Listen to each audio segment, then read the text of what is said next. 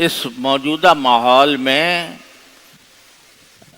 اسلام دشمنوں کی سازشیں طرح طرح سے ہمارے ملک پر وار کرنا چاہتی ہیں اور ہمارے ملک کے اندر سرگرم ہیں، اور راستہ ان کا یہ ہے کہ ایک جذباتی نعرہ دے دیا جاتا ہے کسی گروہ کو۔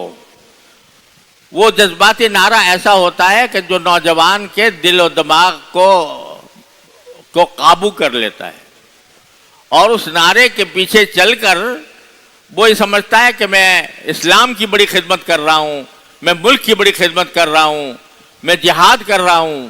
یہ تصور اس کے دل میں پیدا کر دیا جاتا ہے، اور اس کے نتیجے میں جب مختلف گروہ ہو جاتے ہیں تو ان کو باہم ایک دوسرے سے لڑا دیا جاتا ہے۔ ابھی آپ نے دیکھا ہوگا کہ فوج کا ایک ہیلی کاپٹر گرا اور اس میں چند فوجی افسر اس میں شہید ہوئے۔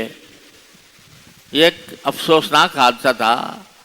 انسانی طور پر بھی، اگر مسلمان بھی نہ ہو تو انسانی طور پر بھی ایک المیہ ہے، اور غیر مسلم بھی اس کے اوپر غم کا اظہار کر سکتے ہیں۔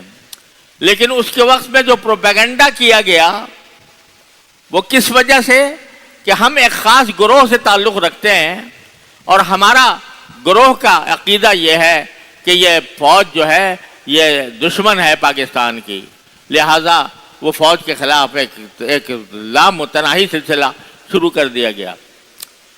یہ کیوں؟ اس لیے کہ اگر آپ غور سے دیکھو تو اس پاکستان کے اندر جتنے ادارے تھے سارے ختم ہو چکے تقریباً۔ صرف ایک فوج کا ادارہ ہے جو الحمدللہ جس کا دنیا پر رعب ہے۔ ہمارے پاس اور کوئی ادارہ ایسا نہیں ہے جس کا ہم دنیا کے اوپر رعب دکھا سکیں، لیکن الحمدللہ ہمارے اللہ تعالیٰ نے فوج کو ایسا بنایا ہے، اس کی طاقت، اس کے پیچھے ایٹمی طاقت اور اس کی تنظیم، اس کا اتحاد، یہ ایسا ہے کہ یہ جس سے دوسرے لوگوں کو رعب طاری ہوتا ہے، باہر کے لوگوں کو۔ لیکن یہ چاہ رہے ہیں کہ اس رعب کو بھی ختم کیا جائے، اور اس کے درمیان کے اندر بھی نفرتوں کے دیواریں کھڑی کر دی جائیں۔ یہ ساری سازشیں ہو رہی ہیں پاکستان کے خلاف۔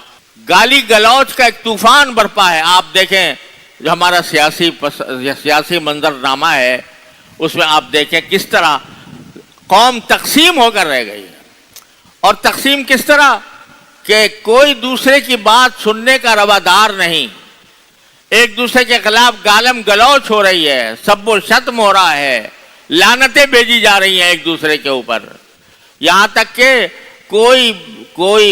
کوئی بھی شخص جو کسی دوسرے گروہ سے تعلق رکھتا ہو اس کی جان، مال، آبرو محفوظ نہیں ہے۔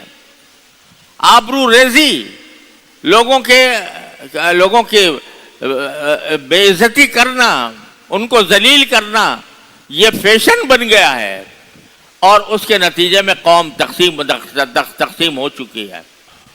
لیکن اگر ملک کا نوجوان عقل و ہوش کے ناخن لے لے اور جذبات کے نعروں کے پیچھے چلنا بند کر دے تو انشاءاللہ ثم انشاءاللہ یہ سازشیں ناکام ہوں گی، برباد ہوں گی، اور پاکستان انشاءاللہ قائم رہے گا۔